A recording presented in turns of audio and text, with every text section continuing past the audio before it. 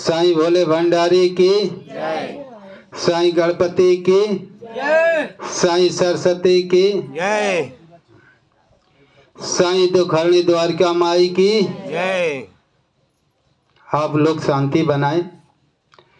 एक कथा हमको याद आई है काली माई का।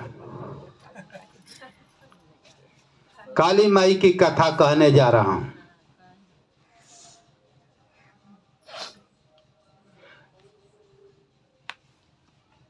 रामकृष्ण परमहंस जी का। इस कथा को मैं इसलिए कह रहा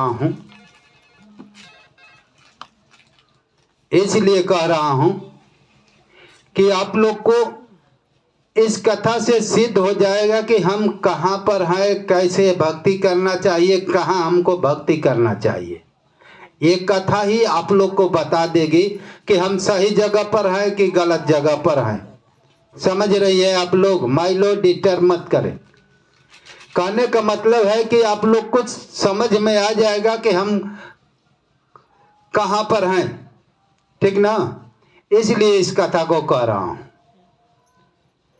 कि हमको किसकी भक्ति करना चाहिए। रामकृष्ण परमहंस जी, रामकृष्ण परमहंस जी काली मां का विशाल भक्त थे।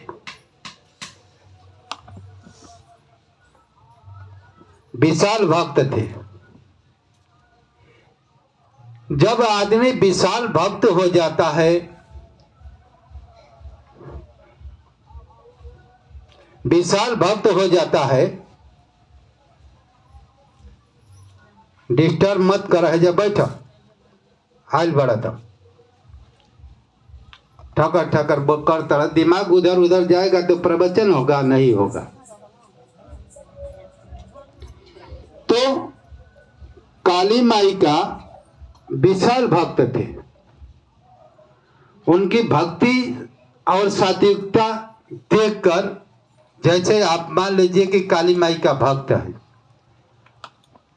तो गुरु जो है त्रिकालदर्शी होता है, सबके हृदय की बात जानता है। कौन भक्त जो है पवित्र है, किस आत्मा के अंदर बल है, शक्ति है।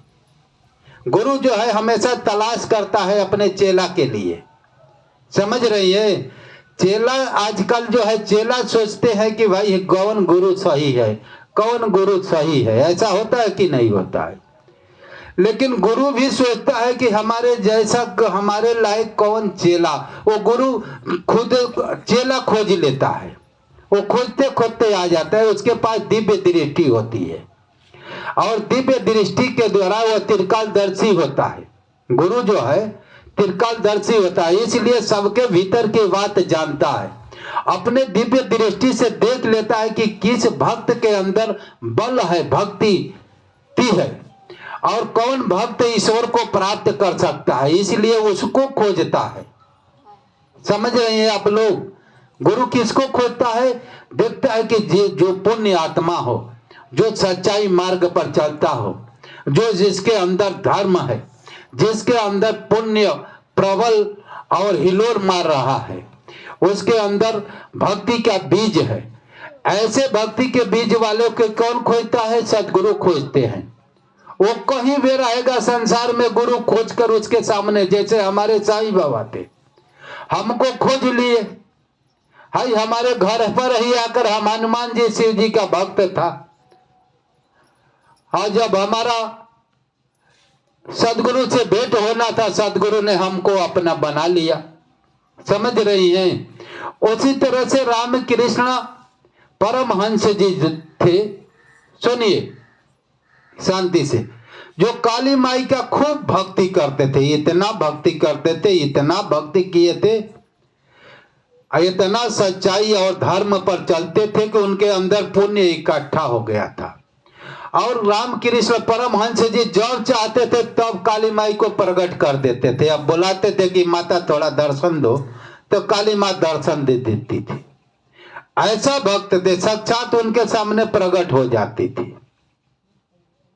समझ रहे हैं आप लोग? रामकृष्ण परमहंस जी के सामने काली माँ प्रत्यक्ष दर्शन देती थी और प्रकट होकर बातचीत करती थी। जैसे हम आप लोग बात करते हैं आपस में, उसी तरह से काली माई भी रामकृष्ण परमहंस जी से बात करते थे। इतना सात्विक विचार के, इतना भक्तिमय थे, इतना काली माई का विशाल भक्त थे कि काली माई उनसे बातचीत करती थी। इतना पुण्य हो गया था भक्ति का कि उनको सदगुरु खोज रहा था और सदगुरु आकर रामकृष्ण परमहंस जी से मिला। अब आगे कथा देखिए। काली माई का विशाल भक्त होते हुए भी अभी सदगुरु की जरूरत है, समझ लीजिए। अब रामकृष्ण परमहंस जी से एक तोताराम पुरी सदगुरु मिले, वो त्रिकालदर्शी थे, समझ रही हैं। तोताराम पुरी सदगुरु आकर रामकृष्ण परमहंस जी से कहने लगते हैं कि हमारा चेला बन जाओ, हमसे ज्ञान ले लो और हमारा चेला बनकर आत्मा परमात्मा को प्राप्त हो जाओ और आत्मा परमात्मा से मिलन कर मोक्ष की प्राप्ति कर लो। हमसे आत्मज्ञान ले लो, हमसे ब्रह्म ज्ञान ले लो। तो रामकृष्ण परमहंस जी कहते हैं कि हमको आत्मज्ञान और ब्रह्म ज्ञान की क्या जरूरत है। समझ रही है, कितना हो बड़ा भक्त हो, जब तक उसे कोई बताने वाला नहीं मिलेगा कि आत्मा हो, तुम ब्रह्म हो, तो आदमी खाली शरीर के ही लेकर पूजा करेगा कि नहीं करेगा। कोई आपको, मान लीजिए कि आप दुर्गा माई की भक्त हैं, आपको कोई नहीं बताएगा कि तुम आत्मा हो, तो आप समझेंगे कि हम हूं और दुर्गा माई है, हम शरीर हूं और दुर्गा माई शरीर है, हम दुर्गा माई की भक्ति कर रहा हूं, यही नहीं आप समझेगी। हाई अपने को शरीर न मानेगी। और जब आपको तोतारामपुरी कह रहे हैं कि भाई मुझे आत्मज्ञान ले लो, ब्रह्म ज्ञान ले लो, आत्मा को जान लो, परमात्मा को जान लो और परमात्मा की साधना कर कर परमात्मा को प्राप्त हो जाओ, तो रामकृष्ण परमहंस जी क्या कह रहे हैं? कह रहे हैं कि हमको आत्मा परमात्मा की क्या जरूरत है। देखिए, देवताओं की पूजा करने में, देवी की पूजा करने में यही भूल होती है। कह रहे हैं रामकृष्ण परमहंस जी कि हमको आत्मज्ञान की क्या जरूरत है, परमात्मा ज्ञान की क्या जरूरत है। हमको तो माता प्रत्यक्ष दर्शन देती है, जब चाहता हूं पुकारता हूं आकर दर्शन दे देती है, हम उनसे बातचीत करता हूं। समझ रहे हैं आप लोग, बातचीत कर लेता हूं, तो हमको आत्मा परमात्मा की क्या जरूरत। देखिए, इस तरह से आदमी अज्ञान में रहता है। कितना हो देवी देवताओं की पूजा करेगा, लेकिन वो अज्ञान में ही रहेगा। वो जन्मे नहीं करेगा कि मैं आत्मा हूं, वो तो जानेगा कि मैं शरीर हूं। हमको आत्मा तक पहुंचना है, हमको परमात्मा तक पहुंचना है, तब तो शरीर रूपी बंधन कटेगा।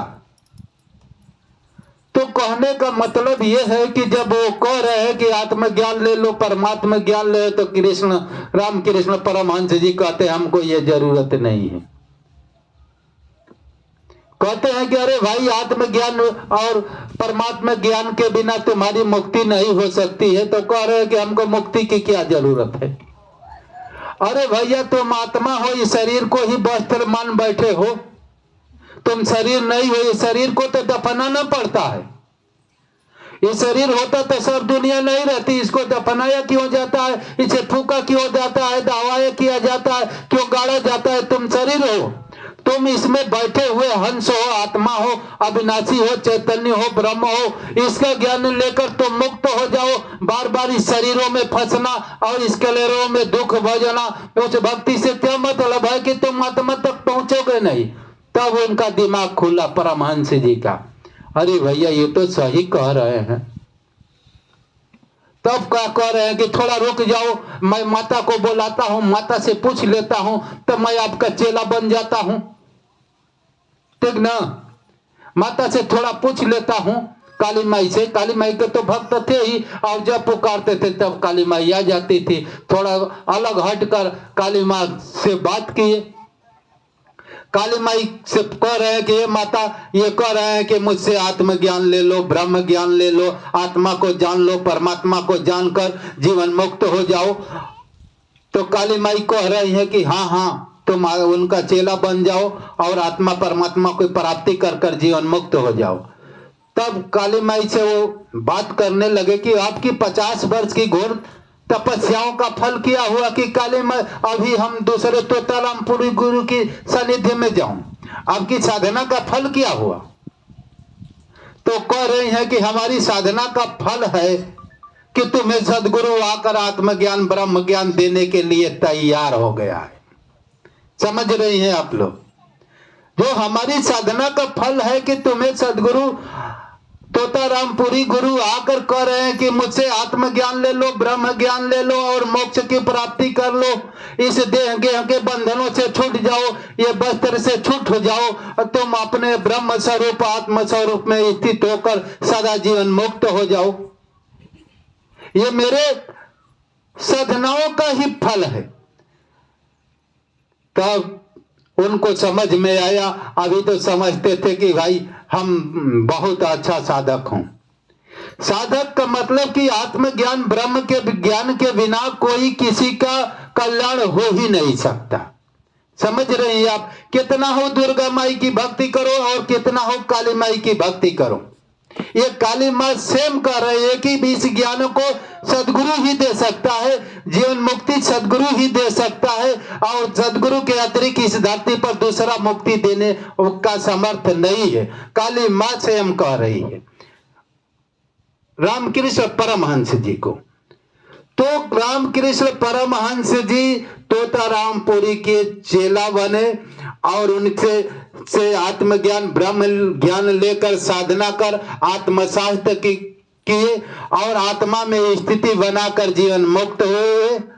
तो कहने का हमारा मतलब यह है कि भाई काली माई दुर्गा माई की साधना व्यर्थ नहीं जाती है। वो पुण्य का फल है कि आप एक दिन सदगुरु सानिध्य मिलेगा, जैसे हम साईं बाबा के सानिध्य में आए हैं। साईं बाबा के सानिध्य में क्यों आए हैं और सत्संग क्यों सुन रहे हैं?